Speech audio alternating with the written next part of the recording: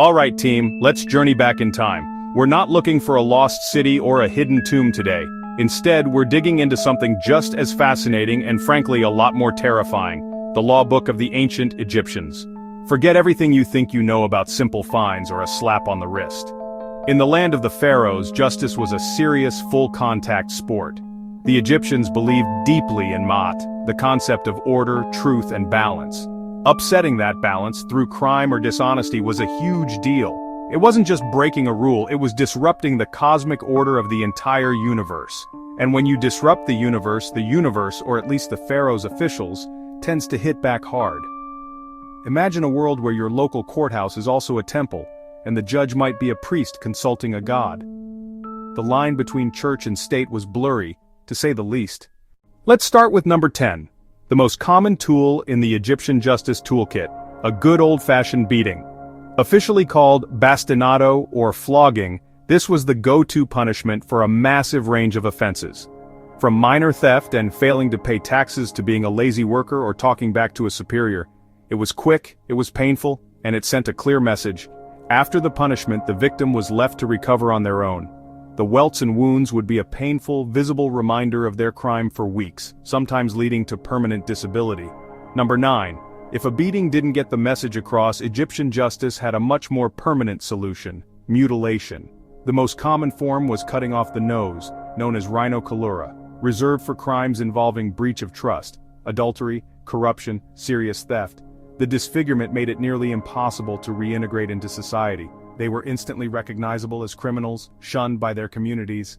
Pharaoh Horemheb famously cracked down on corrupt officials by sentencing them to have their noses cut off and exiling them to the desolate border fortress of Jaru, a city of the noseless. Number 8. Forced labor. This wasn't civic duty. This was a punitive sentence where freedom was stripped away and bodies put to work for the state, often until death. Crimes included tomb robbery, large-scale tax evasion, and political dissent. Prisoners worked from sunrise to sunset in cramped, dark tunnels with poor ventilation, minimal food, and no medical care. Pharaohs like Seti I and Ramesses II relied heavily on this system for their monumental building programs, turning punishment into empire-building labor. Number 7. Exile and confiscation of property. For high-status individuals, being stripped of everything and cast out was a fate worse than a simple beating, the complete erasure of their life's work and social identity. The process was swift and total. Everything was seized: house, land, cattle, grain stores, servants, and luxury goods. These assets were absorbed into the pharaoh's treasury or local temple.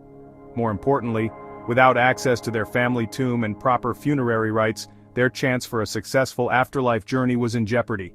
The ultimate terror for an ancient Egyptian. Number 6. Impalement. This brutal execution was reserved for the worst criminals: rebels, tomb-robbing conspirators, and those guilty of sacrilege. The goal was to make a terrifying public spectacle. A sharpened wooden stake was forced through the victim's body, who was then left to die a slow, excruciating death from internal injuries, shock, and dehydration.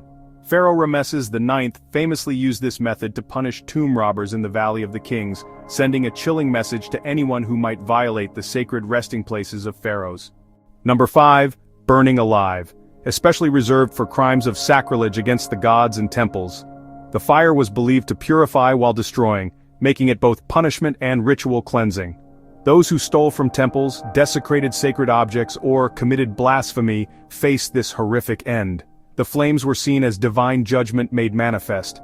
A body burned to ash was considered incomplete, condemning the criminal's soul to eternal oblivion. They couldn't navigate the afterlife without a recognizable physical form. Number 4. Thrown to crocodiles in the Nile. This punishment combined execution with religious symbolism, as crocodiles were associated with the god Sobek and divine judgment. Reserved for treason and crimes against the divine order of the state, the crocodiles were seen as agents of divine justice, literally devouring chaos and disorder. Unlike other executions, this left no body to mummify, ensuring complete spiritual annihilation, the ultimate punishment in Egyptian belief. Number 3. Live burial. Reserved for the most heinous betrayals of trust, particularly by high officials who abused their sacred positions. The victim would be buried in sand or sealed in a tomb while still alive, facing a slow, terrifying death by suffocation, a deliberate inversion of the sacred burial process. This punishment corrupted the most sacred Egyptian ritual, burial, turning it into an instrument of torture and ensuring the victim's spiritual destruction. Number 2, flaying alive. The systematic removal of skin while the victim remained conscious. This was reserved for the most serious crimes against the pharaoh's divine person.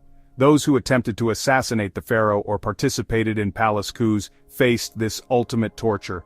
It was designed to be as prolonged and agonizing as possible. Since the pharaoh was considered a living god, crimes against him required divine-level retribution, the complete destruction of the criminal's earthly form. Number 1. The boats, or scaphism. The most horrific punishment in the Egyptian arsenal. The victim was trapped between two boats, covered in honey and milk, and left to be slowly consumed by insects. This could take days or even weeks, as the victim was kept alive while being slowly eaten by flies, wasps, and other insects. It was reserved for only the most unforgivable crimes. The body would be completely consumed, leaving nothing for mummification, ensuring not just physical death but complete spiritual annihilation in the afterlife. As we pull back from these gory details, a clear picture emerges. Their system of justice, while incredibly harsh, wasn't born from cruelty but from a desperate need for Ma'at, cosmic order. In a world of unpredictable floods, constant enemies, and spiritual perils, the law was a bulwark against chaos. Each punishment was a carefully chosen tool to restore balance. The pharaoh, as living embodiment of Horus and chief upholder of Ma'at, gave these laws divine authority. The stability of the entire nation for 3,000 years rested on this system. If you found this journey through ancient Egypt's dark side fascinating, make sure to like this video and subscribe to Storyblocks for more incredible historical deep dives. Hit that notification bell so you never miss our latest explorations into history's most shocking stories. What ancient civilization should we investigate next? Check out our other videos on ancient punishments and historical mysteries. Thanks for watching Storyblocks, where history's darkest secrets come to light.